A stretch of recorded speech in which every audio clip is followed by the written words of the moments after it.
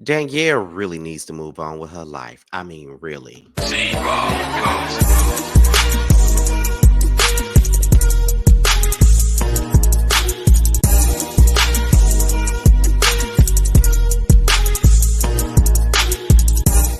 And what's going on, y'all? This is your boy Scotty by Nature TV, and we're here for a brand new review of Basketball Wives Orlando Season 1. I think this is episode 5, y'all. This review is not gonna be long, so I don't intend on it to be no premiere or nothing like that. The only time that these videos are premieres is if there are 15 minutes and over, and I don't see this review being nothing like that because I was kind of bored by it. So we're gonna go ahead and get into some things, but before we do, let's talk about what we got coming up on the platform. Now, today is Wednesday, which means that it's Chasing Atlanta Day, which also means that the Chasing panel will be airing right after the show. So make sure you guys get into that. On Friday night, make sure you guys tune in and support the Boys Night Out panel. Jamar and I will not be in attendance, but Josiah will be hosting the panel. He does have access to my StreamYard, so the show will still be airing on my platform, but Josiah will be the one hosting it. It would be him, T, and Maddie. There's probably going to be two people to sit in me and Jamar's space. I do know one person already agreed to do it already, but Josiah said he may ask one more person to do it to sit in one of our spots. All right. So make sure you guys tune into that. So with that being said, you guys, it's pretty much all that we got for the church announcement. So we're gonna go ahead and get into the mess, y'all, because that's all this is. It's a mess. Okay. So with that being said, let's talk about it. Now, we're gonna open this thing up with Megan and Danielle. They discussed the podcast. You know, Megan has a podcast that I don't look at, but I see a lot of people. I see it on a lot of the blogs a lot of the times. And I like Megan. You know, I've always liked Megan, even when she was on Bad Girls Club. But for the most part, Megan be saying some ignorant ass shit a lot of the time. So I really can't see myself listening to the ignorant ass podcast. I'm just being honest. Shit. If that's the case, if I'm gonna listen to that dumb shit, I listen to Reasonably Trashy, which is Giselle and Robin's podcast. That's another story. Danielle calls McKenzie one of many, and I'm so tired of her doing that. She talking about she want to have a conversation with Mackenzie about this whole situation with Rashad. Then she starts accusing Mackenzie of stalking her. But Megan seems to think that Rashad is playing both sides of the field. And then Danielle openly admits that she still be having sex with Rashad. But see, that is the reason why you so pressed and you so bothered and you so angered about this whole situation, because you're a dummy that still on your baby daddy, and you mad at the next mother because they with your baby daddy. That shit stupid as fuck to me. It's real crazy and it's real stupid. Okay, how the you gonna be mad with her, Mackenzie, because your supposed man is fucking with her? You the one laying it low and spreading it wide, letting them get in between your legs. You're doing that. That is not her fault. That is not her problem. That's your problem. And you need to take that up with Rashad. Because if you really want to be honest about the whole thing, Mackenzie really don't owe you a motherfucking thing. Not nothing. She don't owe you nothing. So you need to take that up with your man. Okay, but you keep on calling her one of many. At this point, you're one of many. I don't give a damn if you were engaged. I don't give a if you got 2 kids by him. Now you are one of many. He fucking you while he with somebody else, and that's why you motherfucking mad. But you calling her a sideline hoe. Like, girl, bye. Um, we got Milan. Now, Milan is taking in her out of control sisters for the summertime. You know, they've been dealing with a lot of things, getting in trouble. And, you know, Milan just wants to make sure they're good and stuff like that. So she's going to take them, you know, shopping. She's going to just bond with them and have a good time with them. But I'm not really going to be on that. Like, this probably going to be the first and last time I talk about Milan and her sisters this whole review. I'm telling y'all, I really want to feel in the show. Um, Ashley and Nikki, they share cancer stories. Ashley lost her mom to cancer in 2019. Nikki lost her sister to cancer this year. So they're pretty much bonding over losing close loved ones to cancer. And honestly, I don't like Nikki. I'm really indifferent to Ashley at this damn point. But it is amazing to see them, bond over something like that. Because, to me, it's like if you can, get it together and just figure out, because some cancer is horrible, and cancer is like a deep history in my family. A lot of people in my family have died of cancer. I know you guys know that I spoke on my cousin Beverly, who recently passed 2 weeks ago. She passed away from cancer. So, cancer is the devil, and I don't fuck with cancer. Like I swear, when I tell you I don't fuck with cancer, I definitely don't fuck with cancer. Cancer is something serious, okay? And I can't fuck with it like that. So it was good to see them bond over that, because it's crazy to lose someone to that. It really is. Let's see. So we get into Mackenzie and Danielle. Danielle starts explaining her feelings.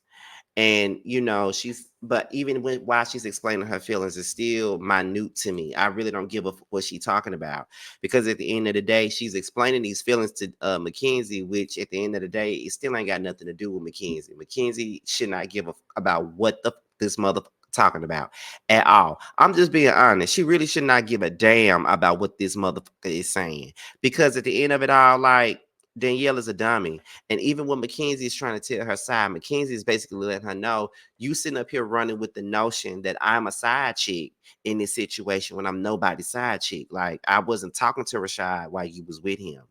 And then Danielle starts saying that's not her man. Okay, that's not your man. So how the fuck is she a side chick? Which is what she been saying all along, that wasn't your man. So what you talking about? So then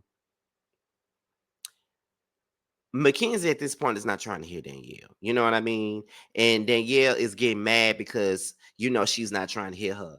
And it's like she said, I'd never be friends with you. I'd never be friends with you. I'd never be friends with you. It's a done deal, whatever. But my thing about it is, who cares? I sincerely doubt that this girl even wants to be friends with you.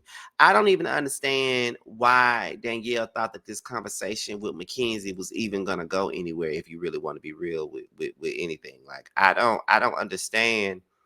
Um, I don't understand why you would ever believe that this conversation was gonna go somewhere. Because at the end of the day, you have done nothing but bully this girl, and you keep on trying to accuse her of being a bully and stuff like that. But yet and still, you know what I'm saying? You're the one that's bullying her. Every time you're in the room with her, you're trying to tear her down. You're trying to talk to her like she ain't. So you're being a big fat bully, and you're just weak as, like, Danielle's stupid, and she just looked like a complete idiot in this whole situation. Mad at the wrong damn person. Be mad at the nigga that you fucking. That's who you need to be mad at, not her. Um, this conversation with Megan and her mother is a trigger. It's a trigger for me, and it ain't got nothing to do with my mama. Like, me and my mama good. Even though I be mad with her sometimes, and I go days without talking to her sometimes, me and my mama good. Her mother was gaslighting her in that conversation. She definitely was, and that shit reminds me of my father's mom. Like, they know that they wasn't there, and they know that they didn't do their due diligence in your life, and they expect for you to kiss the ground they walk on, let out the red carpet for them, and they continuously treat you like a nobody. And that's exactly what you know Megan's mom is doing. Like, Megan is sitting there being vulnerable, telling her feelings about this whole thing, and her mama is not owning up or acknowledging this girl's pain, not acknowledging her feeling of abandonment. Like, she's not trying to acknowledge any of that. She's just sitting up here just looking at Megan like she ain't got no right to be upset. I don't understand why parents or grandparents sit around and try to gaslight you into feeling like you're in the wrong for having feelings.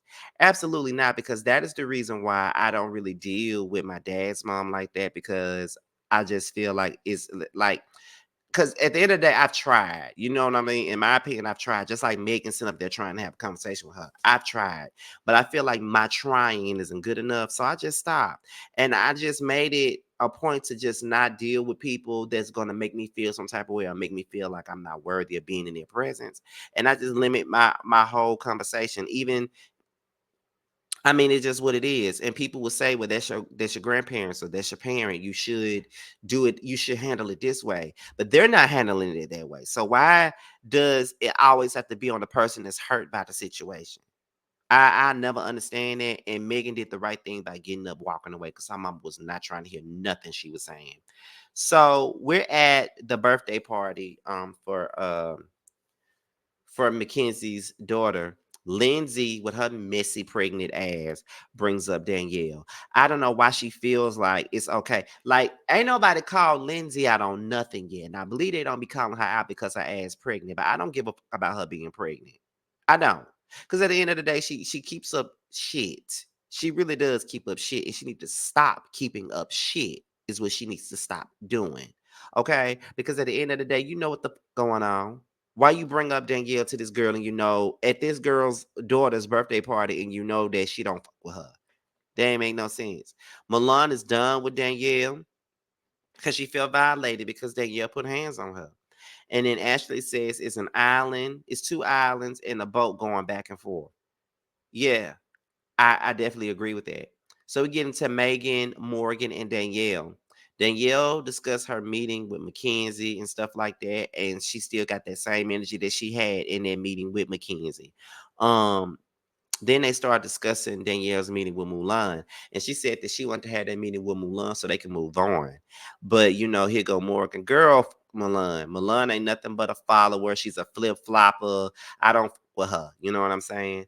And in the midst of them talking about that, Morgan was like, "So when are we gonna get back together and hang out?" And so that's when Megan was like, "Well, Nikki's having a pajama party," and then that's when Morgan was like, "Well, give me the what is it? What she say?